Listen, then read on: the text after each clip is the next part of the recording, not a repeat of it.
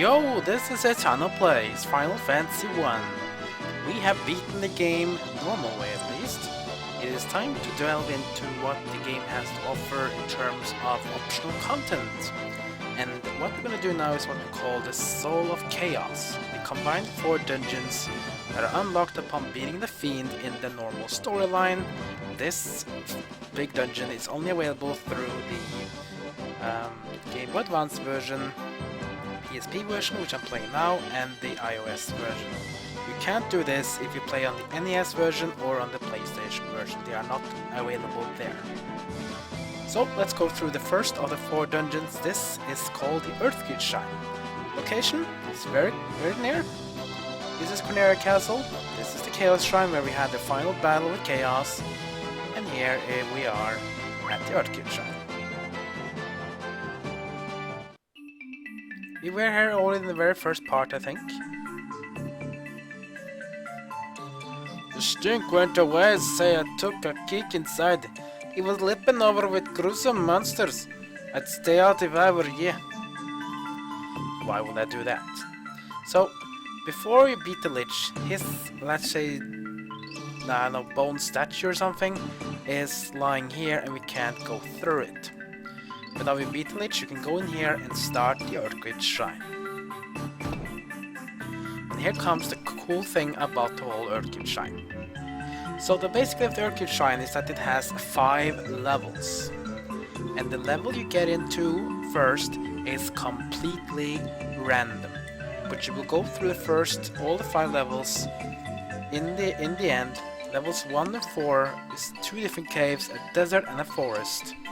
You will go through all 4 of them, and in the end you will reach level 5 in which you will fight a boss. And in the Earthgift Shrine is representing Final Fantasy 3.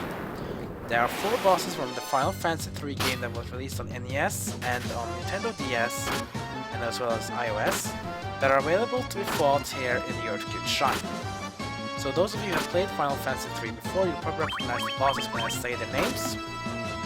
They are Cerberus, Two-Headed Dragon, Echidna, and Ahriman. These 4 bosses are here as well in Final Fantasy 1 as bosses in the Earthgift Shrine.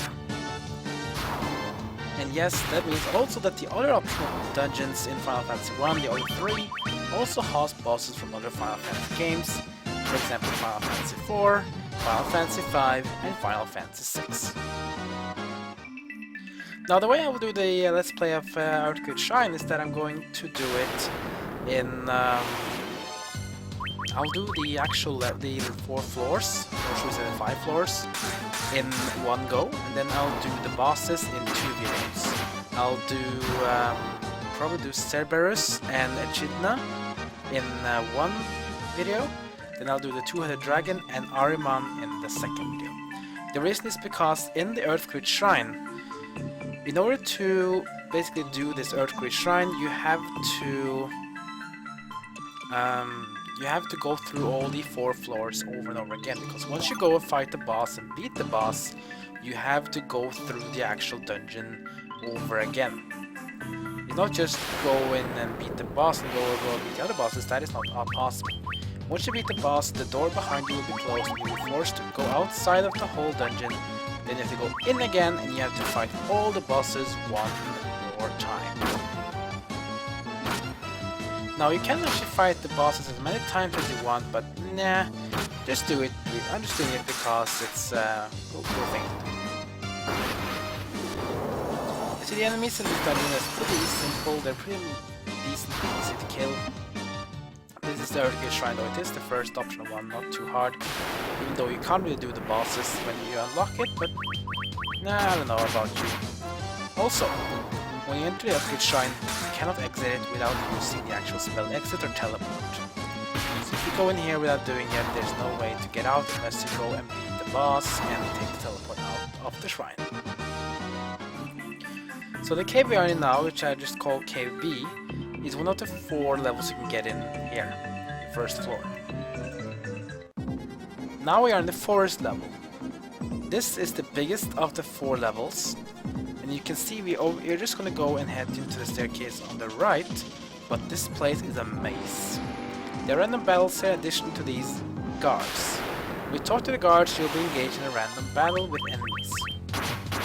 When you beat the enemies, the guard will go away and you can continue running around in this maze. So it's a pretty straightforward level, I would say. But this level though, the forest level, is easily the biggest and the most annoying of them all.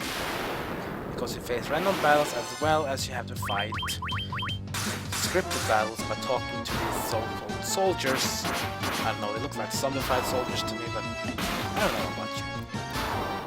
But remember that this is just the way it is with Earthgift Shrine. For example, in the Hellfire Chasm, which is the one you add to Earthgift Shrine, it's a bit different way how they do it. In that dungeon, you go through 4 random levels, and you go to a level 5, but this time there will only be 2 bosses to win. And you have to choose which one you want to fight. Once you fight one of the bosses, you can then go and progress further to floor 6, 7, 8, 9, and finally level 10. On the 10th floor, there's another 2 bosses where you can choose one of them to fight. Once you beat that boss, you can return to the level and you can go through the whole thing again. I'll do the same thing there, except I'll probably do floor 1 to 5, then I'll do floor 6 to 10, and then I'll do the 2 bosses in each, total of 4 videos. And yes, this also goes further into in the Lifespring Grotto, which is the 3rd dungeon, and the Whispering Cove, which is the 4th and final dungeon of the options. Once I'm done with Solo Chaos, I will go and do the other optional dungeon come from the Anniversary Edition called the Labyrinth of Time. That one is pretty hard though, so make sure you have characters good leveled, you have the gear from these optional dungeons, Solo Chaos, and then you can go and fight the bosses there. The last boss in the Labyrinth of Time is, I would say, probably twice as hard as Chaos. The bosses in these dungeons are, I would say, they're easier than Chaos, but they can be still annoying and they can be deadly, so don't take them lightly. You see, regular enemies here are not too much to worry about. They're all new enemies, but they're very difficult. Some of these enemies actually can pack a punch, but most of these here, these in the Earthgift Shrine, yeah, they're pretty weak.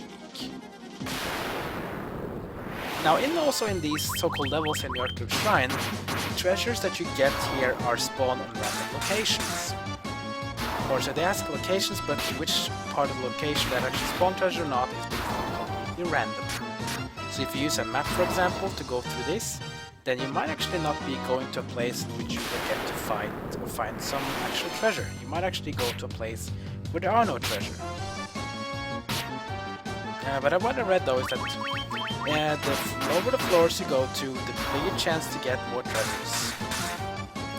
And of course all the bosses can drop treasures, and some of the bosses can drop really good treasures. Some of them drop basically just cool items like Dry Ether or Mega Elixir.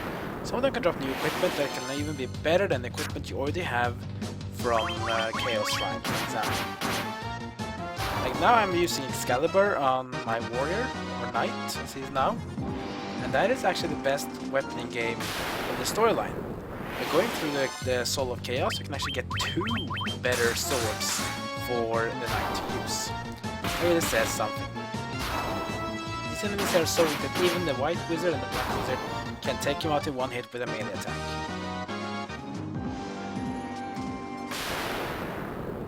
Soul Chaos is pretty cool. It is, very random, and you can get very different levels when you play through them. But overall, I think they are pretty nice, pretty niche.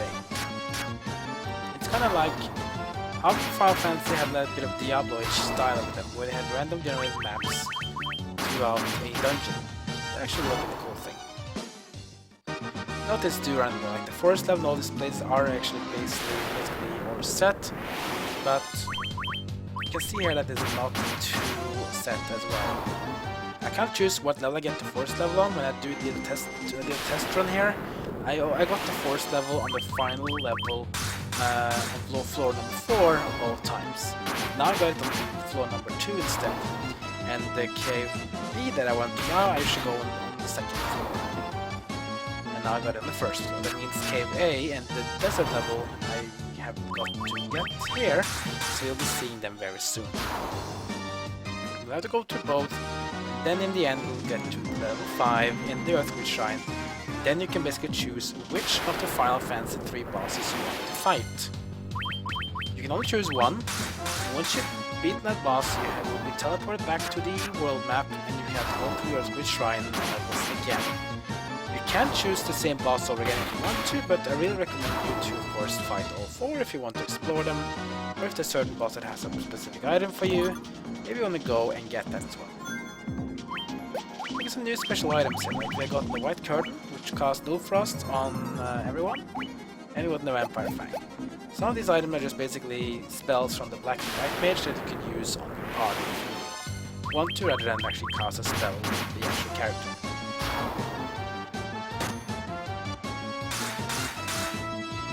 These enemies die pretty fast, they have low stats. Even the XP I get from these mobs are pretty simple. Like 105 XP. Not really much.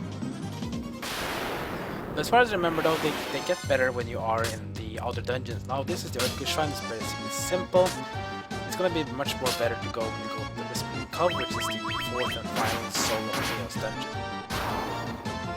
So Earthgift Shrine is the first one. This is the host of Final Fantasy 3 bosses. Hellfire Chasm, which is the second one, is the host of the Final Fantasy 4 bosses. The Lifespring Grotto is the host of the Final Fantasy 5 bosses. And the Whispering Cove is the host of the Final Fantasy 6 bosses.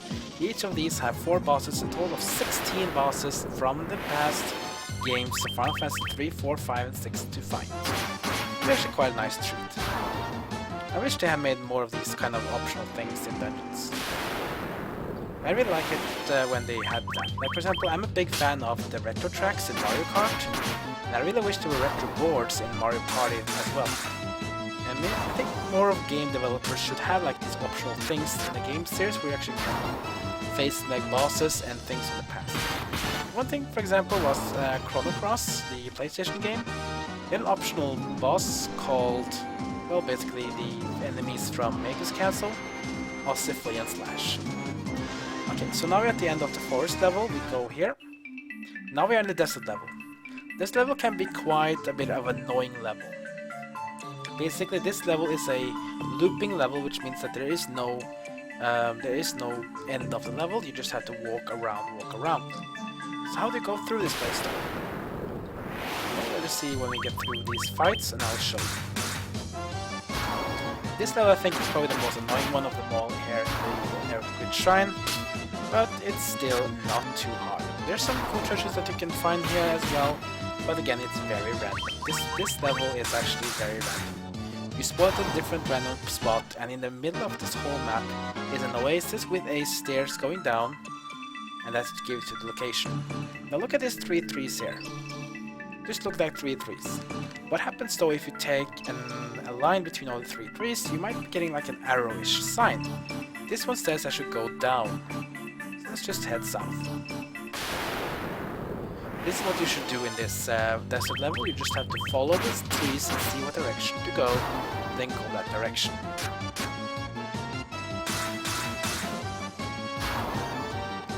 So more enemies to fight, not really much to take about. XP is getting a bit better, but still not too good. Then we have to go to the right here. Points to go to the right. If you follow these trees, you will be sent off to the exit. You can also be sent off to treasures, but if you just follow the signs, you should be getting to the exit in the very end. It doesn't give you a direct line to the fastest way to reach the exit though, but it will give you to the exit. If you play through this level, sometimes you can actually figure out where the exit actually is. But else, just do like me now and just follow the trees and you will reach the exit eventually.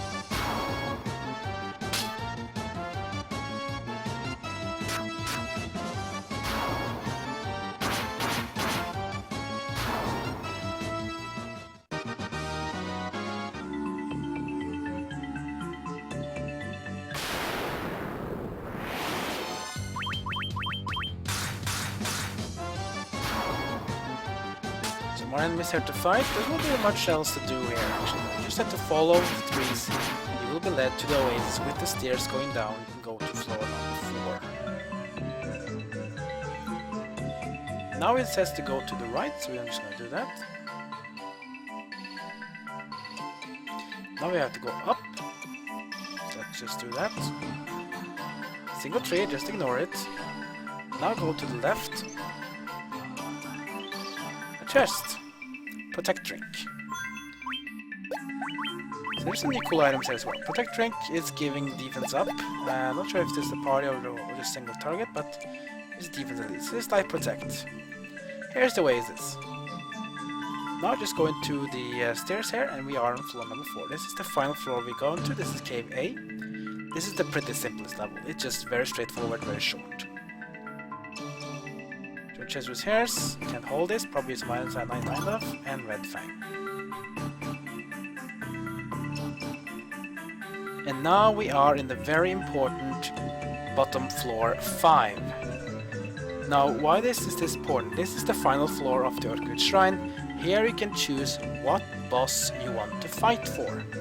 If you want to go for Cerberus, you go up here and you talk to this spirit here. If you want to go fight for Echidna, you go up here and this bug speak to the spirit here.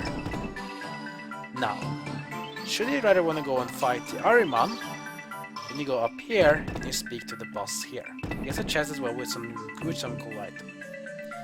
And finally, as you can see on the left side here, we have to go all the way around it to get to him.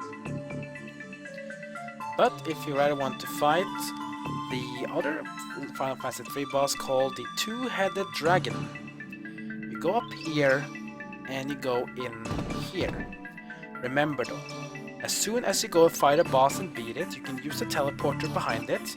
But once you do, you can't go through the door. The door will be shut and you have to do the teleporter to exit the whole Earthgift Shrine. And then you have to go through all the floors again, but I just want to remind you that the floors you get is completely random, but you will get this floor as floor number 5. So what you should do is to go through these 4 floors, select one boss, go through the Earthgift Shrine 3 more times to go through the other 4 bosses. When you've done that, you can pretty much say that you have done the Earthgift Shrine, but you can't really be done with the shrine, because the bosses will always be here when you re-enter the actual shrine. So you can fight, for example, the Ahriman and the Cerberus as many times as you want, if you want to. Technically this means that you can get an infinite amount of some cool items like the Dry Ether and the Mega Elixirs, including some cool equipment. So that is basically it for the actual travels at the Earthgift Shrine. I'll be ending this part here. In the next part we're gonna fight 2 of the bosses in the Earthgift Shrine. I'll be fighting the Cerberus and the Echidna. Then in the other video we'll be fighting the Two-Headed Dragon and Ahriman. And then we will move on to the Hellfire Chasm, in which is gonna be even more floors to explore and more bosses to fight. So stay tuned for next part for Final Fantasy III bosses, Cerberus and Echidna, and then Two-Headed Dragon and Ahriman. If you have any feedback on Let's Play when we discuss this game, then leave a comment below this video. If you want to be notified when I upload more parts and other stuff on my channel, then go ahead and hit that subscribe button. With that, I just want to say thank you for watching, and I'll see you all next time.